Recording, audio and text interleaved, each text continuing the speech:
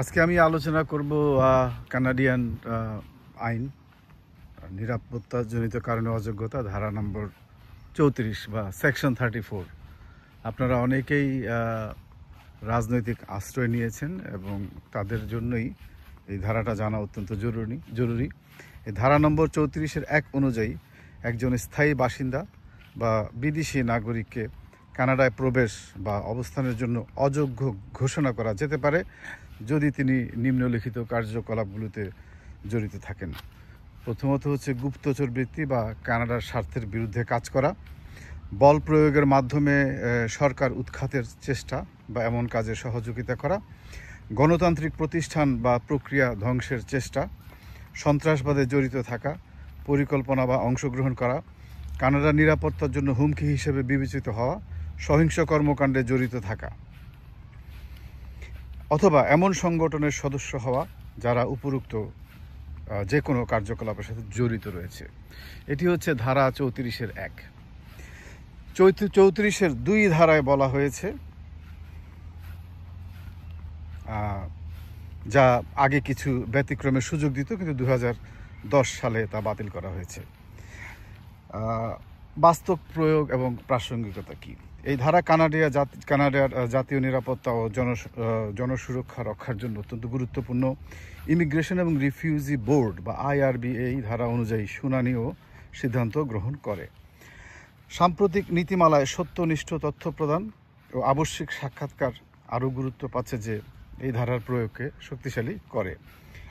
যেমন ম্যাসন বনাম কানাডা 2020 সালে এই মামলায় 2 জন বিদেশি নাগরিককে IRP এর ধারা 34-এর 1 অনুযায়ী সহিংস কার্যকলাপের জন্য অবৈধ ঘোষণা করা হয়, কিন্তু কানাডার সুপ্রিম কোর্ট রায় দেয় যে সহিংসতা নিজেই যথেষ্ট নয় এই ধারার অধীনে অবৈধ ঘোষণা করার জন্য। এই সহিংস কার্যকলাপের জাতীয় নিরাপত্তার সাথে সম্পর্ক থাকতে হবে অথবা তা কানাডার নিরাপত্তার জন্য হুমকি হতে হবে। এই রায় ধারা 34-এর 1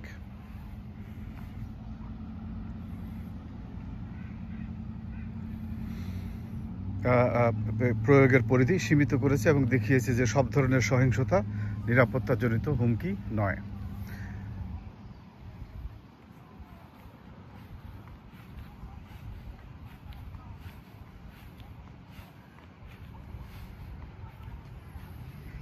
আমি এখন রয়েছি কানাডা আমেরিকার বর্ডারের একদম কাছে।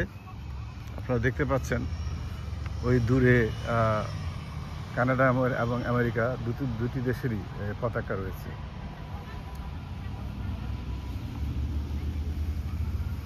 এই যে গাড়িগুলো আপনারা দেখতে পাচ্ছেন ওপেন এবং ক্লোজ লেখা, এটা আসলে মূলত বর্ডার। এ পাশে আমরা ক্যানাডিয়ান বর্ডারে রয়েছি। এই বর্ডারে ওপারেই রয়েছে আমেরিকা।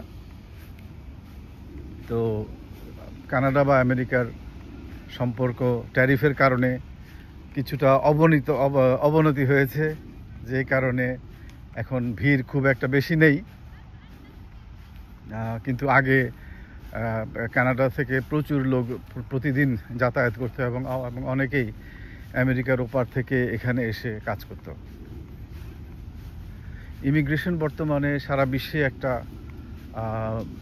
আলোচিত বিষয় এবং ডোনাল্ড ট্রাম্পের যে কার্যবিধি তা সারা বিশ্বে ইমিগ্রেশনকে করেছে জটিল। এবং কানাডা এবং আমেরিকার সাথে এই সম্পর্ক খারাপ থাকার কারণে আমেরিকার অর্থনীতি অনেকভাবেই ক্ষতিগ্রস্ত হচ্ছে। যাই হোক, আমি আজকে আলোচনা করলাম ধারা 34-এর 1 এবং 34-এর 2। আশা করি সবাই ভালো থাকবেন। আবারও আসবো নতুন কোনো ভিডিও নিয়ে।